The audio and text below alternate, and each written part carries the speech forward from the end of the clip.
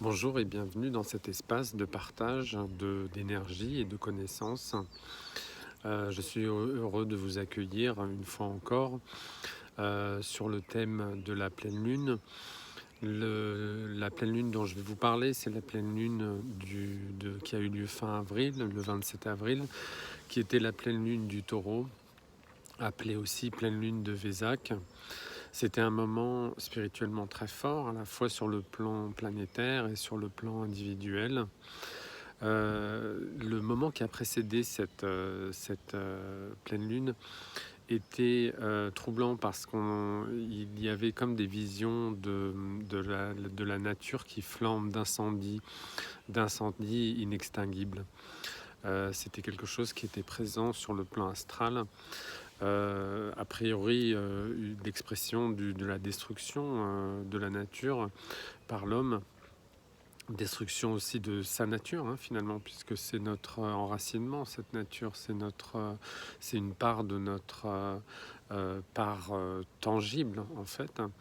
En réalité, en approfondissant par la méditation, ce que on pouvait découvrir, c'est que ce feu, en fait, c'est l'expression de notre mental. C'est notre regard, en fait. C'est la manière dont on considère le vivant sur Terre comme étant quelque chose qui est à servir, à utiliser, à exploiter. Donc ce feu, en fait, qui brûle la planète, c'est le feu de notre mental, qui est évidemment en résonance avec le désir absurde de posséder le plus possible, un désir de posséder qui est sans relation sensible avec le vivant. Donc ce qui est en question, c'est l'utilisation du mental. Le mental qui ici crée une perte de connexion sensible, en fait, par le fait que le mental sert à une espèce de désir d'accumulation sans fin d'objets. Donc le mental alimente cette vision, en fait, des objets, et par là alimente le désir. Donc le premier point sur cette méditation du taureau, qui est le signe des possessions, hein, c'est le signe de l'avoir, c'est la maison 2, c'est en résonance avec la maison 2. C'était un travail sur le mental concret, de remettre le mental concret à sa place d'outil d'intégration de la personnalité. Le mental concret doit être limité dans son rôle originel, hein, qui est simplement de coordonner les différents aspects de la personnalité. Et c'est ce retour en fait à ce rôle essentiel, la méditation est un excellent outil pour une excellente pratique pour ramener le mental à son essence. Uniquement le mental concret, donc qui est lié à ce qu'on appelle le cinquième rayon, donc le centre de la gorge. C'est un mental qui a pour rôle de coordonner et d'intégrer la personnalité. Et la deuxième chose qui apparaissait dans cette méditation, c'est que ce retour du mental créait l'idée que, en fait, il faut faire un retour sur le microcosme, sur notre microcosme, c'est-à-dire porter son attention sur la réalité du vivant. On nourrit énormément d'objets technologiques, d'objets de notre désir, en fait, donc pour notre confort, et ça c'est tout à fait honorable et justifiable. On souhaite avoir un confort, mais ce confort, il se base sur un monde vivant, sur un monde d'êtres vivants. Les animaux, les plantes, les pierres aussi ont une forme de conscience. Et l'idée, c'est d'être beaucoup plus attentif à notre microcosme, notre corps, les éléments autour de nous, les êtres qui dépendent de nous. Et le mental concret est exactement l'énergie appropriée pour être en résonance avec ce microcosme, et c'est le bon usage à en faire, cette résonance.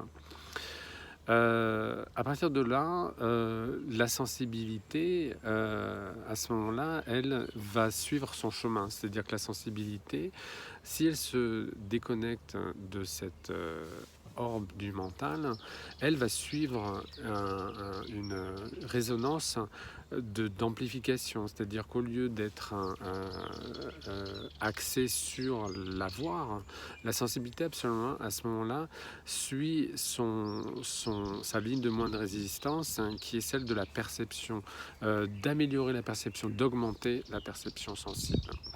Et donc on a tout à gagner de cette dissociation, à la fois sur le plan du calme mental et à la fois sur le plan de l'intégrité sensible.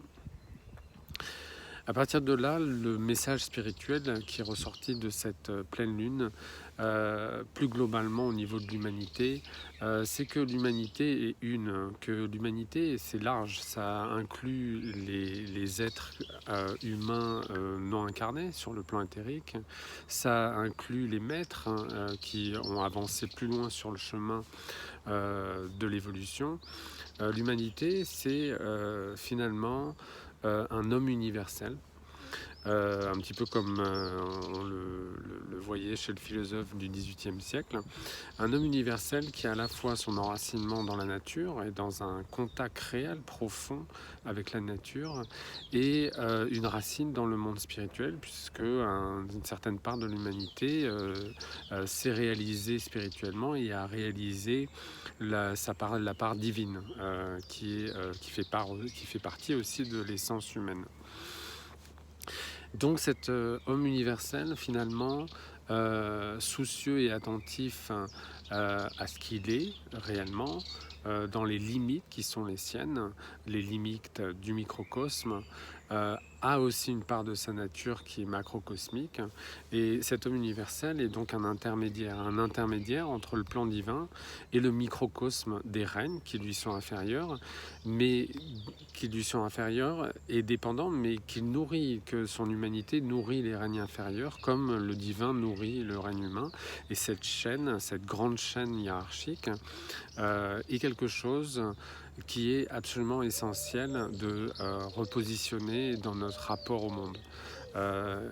Non seulement notre évolution individuelle maintenant en dépend, mais aussi l'évolution planétaire. Si nous ne réintégrons pas cette position d'intermédiaire entre le cosmos et le microcosme, nous allons souffrir de conflits profonds, de conflits à la fois avec notre part, la part qui nous rattache à la nature, comme la part qui nous rattache au divin.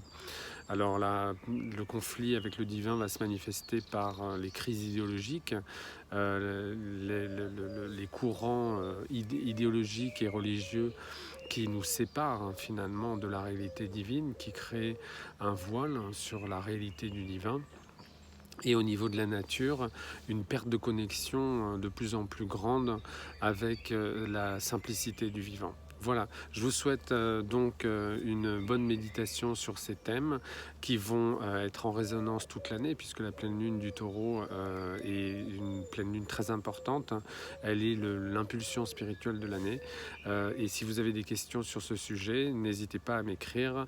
Je reprendrai maintenant mes vidéos sur ma chaîne YouTube, et vous pourrez aussi suivre les pleines lunes suivantes sur cette chaîne. Voilà, bonne journée et bonne méditation.